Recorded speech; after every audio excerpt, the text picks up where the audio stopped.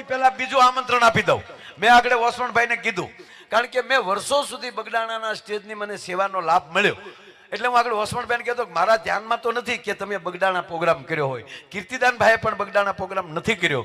અત્યારથી એને આમંત્રણ આપી દઉં કે 2027માં ભારત વર્ષમાં જે પ્રોગ્રામ નો થયો હોય એવો બજરંગદાસ બાપાની 50મી પૂર્ણતિથિ ઉજવવાનો ભવ્ય અને દિવ્ય કાર્યક્રમ એ જે આપણી જે પોષ મહિનામાં જ આવશે. અને એ મહિનામાં અત્યારથી આમંત્રણ બધાને પાઠવું છું કે એ બાવલિયાના દરબારમાં જેટલા દી 3-4 દી અમારે જેમ બધું બેહીને જે હુકમ કરશે યોગેશભાઈ અને બજરંગદાસ બાવલિયો એની પાસે જે હુકમ કરાવશે એ રીતે ભવ્ય અને દિવ્ય આયોજન.